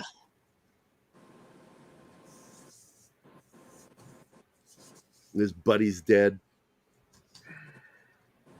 And he's had his fill. His character, you've watched him slow. He was already broken when the movie starts. Yeah. He's just been on R&R in order to try to recover, and he's not recovering. You have that many guys die under you, man, and it just burns you. And then he gets hit. And immediately when your medic gets hit, it causes a moral issue of keeping your morals up, keeping your positive thoughts, because you're in a battle to begin with, and then you lose the one guy that's there to take care of you. The mother, docs are like mothers, dads, whatever you want to call it, more like mothers. Oh, this scene right here, they've doped him up with morphine. He's so high. He's higher than Chivas. Yeah. And you think, I'm like, I remember in the theater going, oh, he's going to survive. Oh, good. and it turns so quickly. And that happens in real life, man. I've had people die on me that I didn't think were going to die.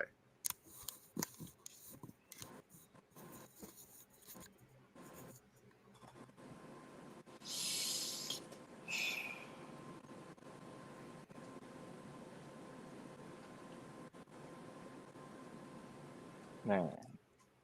Shanatsky, okay, fuck you, dude. That's why I celebrate you every Mother's Day. My daughter does too. I get Father's Day and Mother's Day cards from my daughter. And first time she did that was when she was in kindergarten. She made me a clay ashtray. I'm like, I don't smoke, baby, but I love it. We all made ashtrays in kindergarten, no matter what parents smoked or not. We've been up that hill 10 fucking times. Like once a day. They kept taking the hill and they couldn't get them out. They were dug in like, an Alabama tick. Those fucking NVA were just dug into that hill. They had bunkers in there. And with all the mud, it was impossible to get traction and to maintain. And that's when he says it, take the hill. And it gives them, in the movie, gives them the initiative. What really gave them the initiative is stopped raining. And it dried. The heat, it was so hot, it dried the hill. And they were able to get up the fucking hill clean.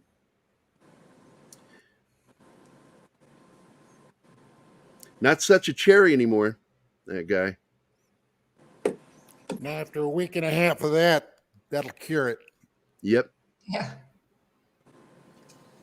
I remember him complaining at the beginning of the film, I can't sleep. Did you get any sleep last night? He was scared of because you can constantly hear the artillery throughout the movie. There's this constant in the sound of the artillery going off, and that's stressing. And then you could in the dam too. Yeah. Every freaking night somewhere. Yeah, always artillery going off. I love Weber's character. He's a good old boy. Country talks like this. What movie? And when he makes a racist statement, he includes everybody. It's like he's very fair-minded about his racism. What movie is it, Gary, that has the visual where they're being silhouetted on the horizon line? Saving Private Ryan. Is it that one where artillery? Dale Dye talked about it. And it's almost like lightning. Yeah. Mm-hmm. Don's in my show last week. He talked about that scene. That's right. I remember that. Yes. And couldn't remember one of the first things you're taught. What? I couldn't remember which one it was. Oh. Yeah. You're taught not to make a silhouette. Mm-mm. Never make a silhouette. That's the whole point of camouflage. But he was making a movie. Yep. And so, because he had said something to Spielberg, and Spielberg says, that's the eye line. That's the horizon in the shot. What do you expect me to do? This is a film is a visual storytelling. Visual medium. Yeah. So I've got to show something in it. So Dale kind of like, I get it. But, because we talked about it on the show, because all my complaints were they're less than 3 meters apart, walking through German occupied France, talking full voice. And then I made fun of the fact that, he chews him out for saluting him. And I said, well, why don't you tell him to take those fucking bars off his helmet? That's a better target. He's got his rank on his fucking helmet. But Dale put up, mentioned that was a decision made by command in reality, that they wanted to make sure in combat that the men could see who their leader was. So they wanted the rank on the back of the helmet.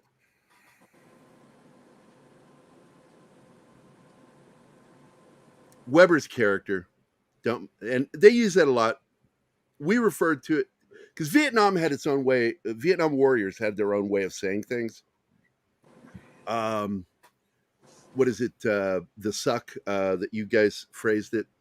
Embrace the suck. Embrace the suck. Embrace the suck. Fuck it. Don't mean nothing. Don't mean nothing. Ours was suck it up and drive on. And it ain't nothing but a thing. No, we used that too. And what was the other one? Korea? I still use it. Shut up, Mark. In Korea? Yeah. Hell yeah. Hell yeah, in Korea. By the way, Don, I was watching a video the other day of a Chinese kid watching Saving. Again, F4 has come through with tanks of napalm and nothing drops off the plane, and then suddenly there's explosions. Like, what the hell? Somebody didn't do their job. It was the 80s. Yeah, just drop your head, shake your head, and go, it was the 80s, man. It was the 80s. God, man, that was one of the highest casualty rates in units at that time too. Was the RTO, the radio operator. They got shot a lot. And the pig gunner. Pig gunners. You had your exos got shot a lot, and your medics, because they still use the red, wearing the Red Cross thing, and it's like just, it's why they stopped, because what happened in Vietnam. Stop putting the Red Cross on medics. Yeah, my uncle got shot a couple of times. He was a medic in Vietnam, and they lost them things quick. I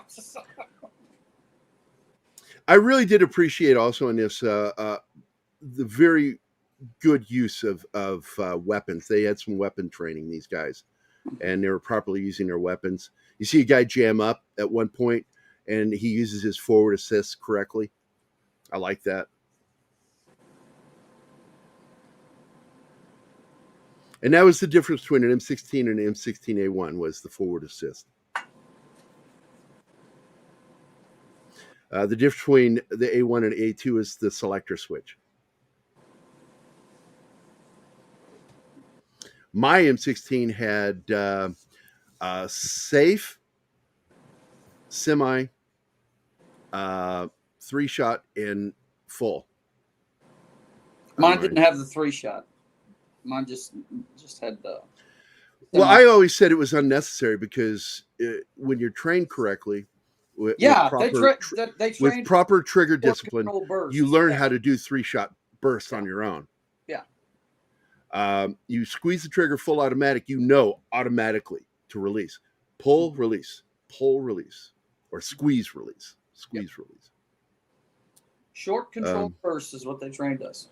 And this is, one of the complaints I hear from non-military people when they watch war films is everybody looks the same. Yeah. Yeah. It's called uniformity, dipshit. I can't tell who's who.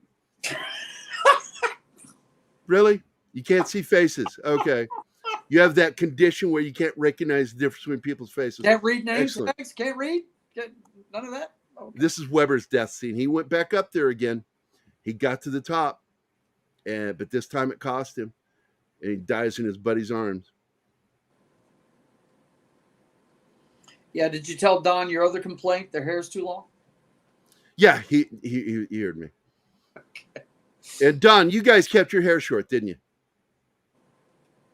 Well, depended. Time of the year. Most guys would try to get away with it, along with a mustache, over the lips. But when you're back in the rear, then you had to clean it up. But yeah, when I was up at A4, fuck, we didn't even bother to shave up there. Well, number one, we didn't have enough water. The dinks had blown up our water tower. And nothing worse than dry shaving. Nothing worse. Hit it with a 122. So they basically, believe it or not, they flew in our goddamn water. So we barely had enough to brush our teeth. We had it to drink and coffee, of course. But the big thing is we would get the chopper jocks to fly us in 6-packs. Had a lot of beer up there. By the way, what you just said, Shanatsky, is actually something that really does happen. They just recently had a reunion of the cast from the miniseries Band of Brothers. And a lot of that is due to Dale Dye and the way he trains his actors, that they bond during the military training. That I think they do 2 weeks, 3 weeks of straightforward. None of the book learning stuff. They just do all of the training that you get in basic training, basically. And by the way, I've got a comment that I just want to throw out real quick.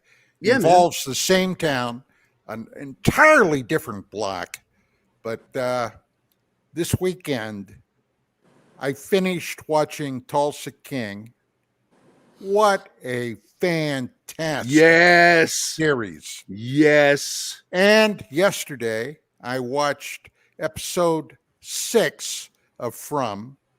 In my opinion, for whatever it's worth, that was I've already heard it's the best episode of the season. Of the entire series, in my book. Yeah, it's like, well, the person I spoke to said, have you watched it? And I'm like, no, I'm waiting for Anima, and then we'll watch it. But because I don't want to watch that show without her.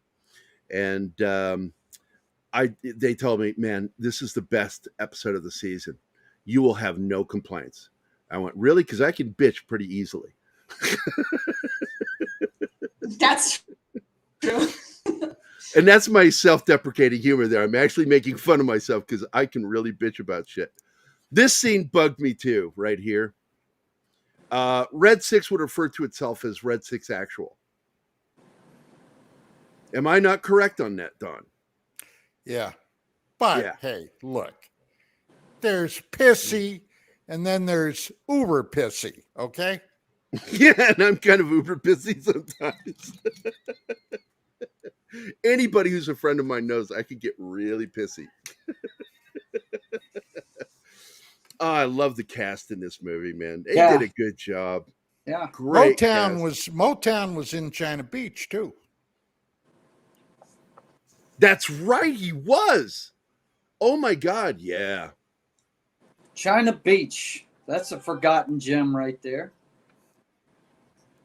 How many seasons was that on? It was only like, was it a half a season? No. China Beach lasted 5 seasons, 6 seasons. Was it? Yeah. 4 or 5 No, you just seasons. stopped watching after a season. Yeah, I stopped watching it. Yeah. I really do. I got to tell you, this is a great war film, dude. Well, it's basically because I had daughters and my wife doesn't like them, so I'm surrounded by estrogen, so I don't get to see many of the manly things the rest of you get to see. So. Once again, this is a really great war film. I have 2 major complaints about the film. A couple of more minor ones, like F4 is flying in, dropping ordnance, but they actually don't drop any ordnance. It's like I can see the fighters, and there's nothing coming off of them, nothing falling. On the ends of the wings are those are the napalm, and they're still attached. I tell you, just for you, Gary, I'm gonna write a fucking letter to special effects. Okay?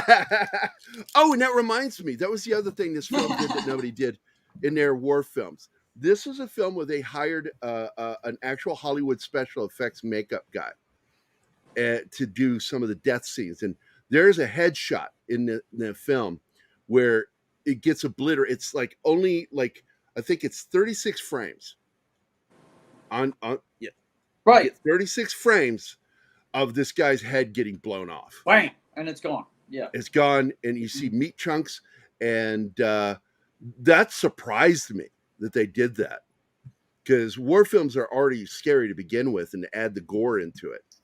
But they actually hired a special effects makeup artist for the film. And like the one dude that gets killed earlier gets his head blown off.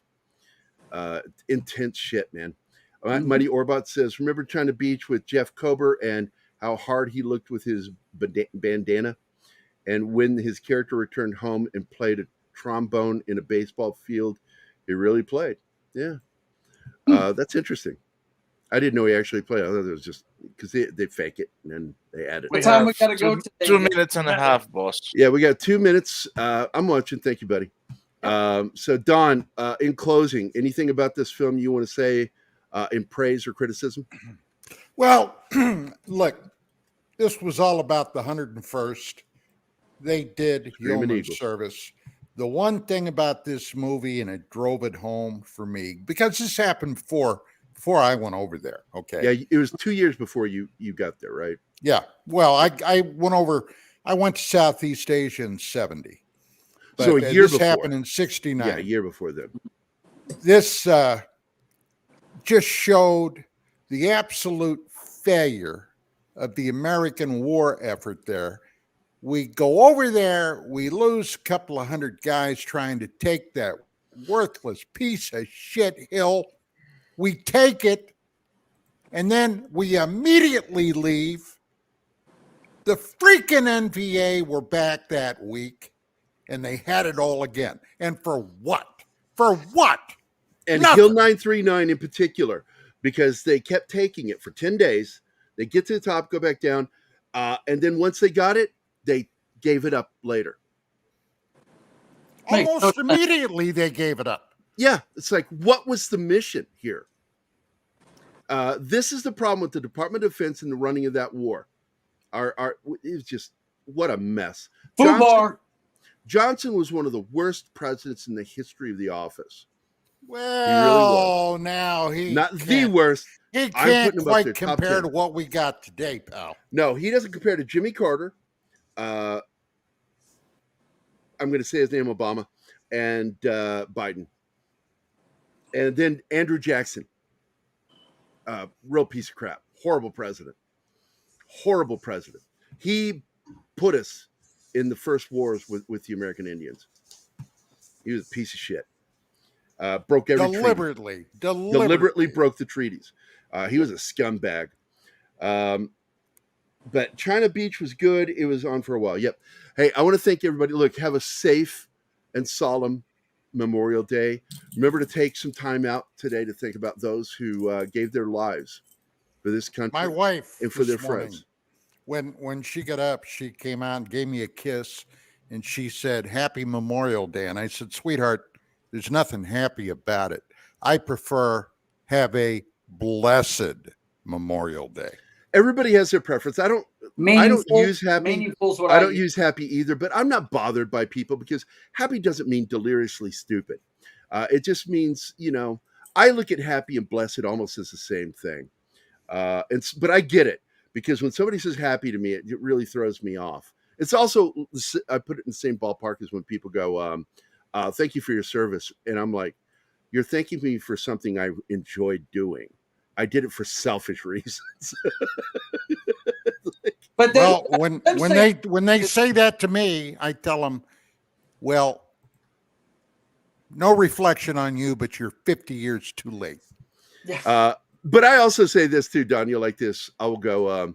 Thanks for letting me serve. There you go. So that's it, guys. We will. We've got, of course, the Chief tomorrow. And we'll be back. Don and I will be back on Wednesday.